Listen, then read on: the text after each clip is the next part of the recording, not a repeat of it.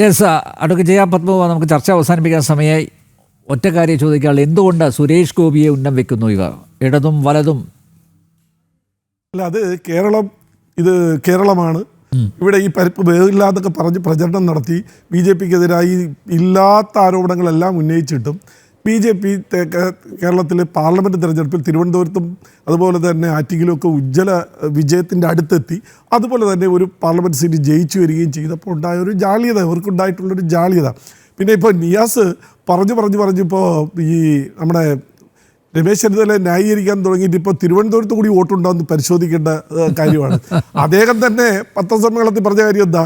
പത്രസമ്മേളനത്തിൽ പറഞ്ഞത് അങ്ങനെ 2 സ്ഥലത്ത് വോട്ടുണ്ടെങ്കിൽ അത് എൻ്റെ ജോലിയല്ല, അത് പരിഹരിക്കേണ്ടത്, തിരുത്തേണ്ടത് എൻ്റെ ജോലിയല്ല എന്നാണ് രമേശ് ചെന്നിത്തല പറഞ്ഞത്. ഇപ്പോൾ അദ്ദേഹം തിരുവനന്തപുരത്ത് വോട്ടുണ്ടെന്നാണ് ഇപ്പോൾ പറഞ്ഞേക്കുന്നത്. അതുകൂടി ഒന്ന് പരിശോധിക്കേണ്ടത് ആണ്. പിന്നെ അദ്ദേഹം ഇത്രയും നേരം പറഞ്ഞത് എന്താ, ഈ വോട്ടർ ലിസ്റ്റിൽ പേര് ചേർക്കുമ്പോൾ ഒരു സത്യവാങ്മൂലമുണ്ട്, ആ സത്യവാങ്മൂലം ഇങ്ങനെ പൂരിപ്പിച്ച് എനിക്ക് ഒരിടത്ത് വോട്ടില്ല എന്ന് പറഞ്ഞ്. അപ്പോൾ ജനതാ ഗവൺമെൻറ് ഭരിക്കുന്ന സമയത്ത് സോണിയാഗാന്ധിയുടെ ആപ്ലിക്കേഷൻ സ്വയംഭൂവായിട്ട് വന്നതാണോ?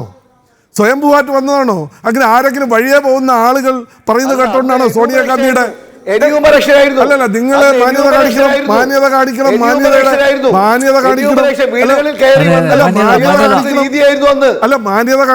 നിങ്ങൾ ഞാൻ സംസാരിക്കരുത്, അത് മാന്യത കാണിക്കണം. നിങ്ങൾ പറഞ്ഞ അതേ ട്രാക്കിൽ നമുക്ക് പോവാം. ഞാൻ പറഞ്ഞത് സോണിയാഗാന്ധി 83-ൽ പൗരത്വം സ്വീകരിച്ച ഒരു സ്ത്രീ 80 വോട്ടർ ലിസ്റ്റിൽ അപേക്ഷ കൊടുത്തു എന്ന് പറഞ്ഞാൽ എന്ത് ധാർമ്മികതയാണ്? ഒരു ധാർമ്മികതയില്ല. സോണിയാഗാന്ധി തന്നെയാണ് ഒപ്പിട്ട് കൊടുത്തിട്ടുള്ളത്. സോണിയാഗാന്ധിയുടെ അപേക്ഷ ഒന്നുകിൽ സോണിയാഗാന്ധി കൊടുത്തിട്ടുണ്ട്, അല്ലെങ്കിൽ സോണിയാഗാന്ധിയുടെ സെക്രട്ടറി കൊടുത്തിട്ടുണ്ട്. അങ്ങനെ പറയരുത്, അല്ല കളവ് പറയരുത്, കളവ് പറയരുത്.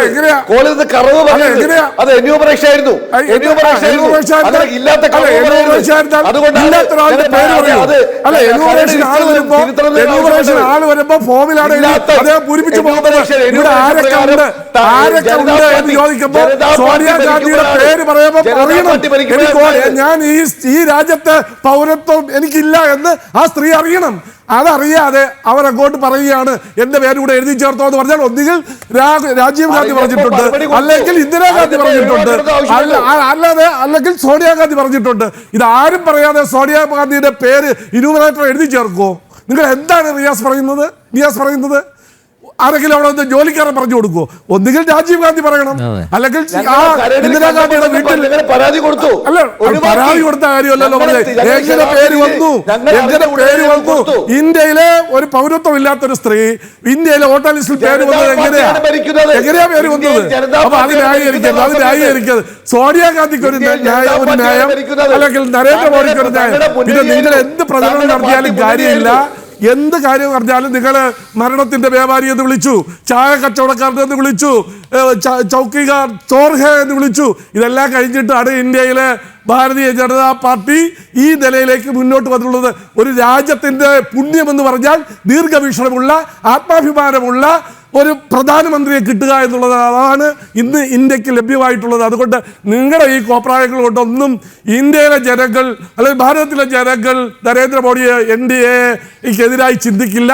വളരെ ശക്തിയായി തന്നെ മുന്നോട്ട് പോകും എന്നുള്ളതാണ് ഈ സമീപകാല രാഷ്ട്രീയം ഇന്ത്യയിലെ ജനങ്ങളുടെ മുന്നിൽ മനസ്സിലാക്കി തരുന്നത്.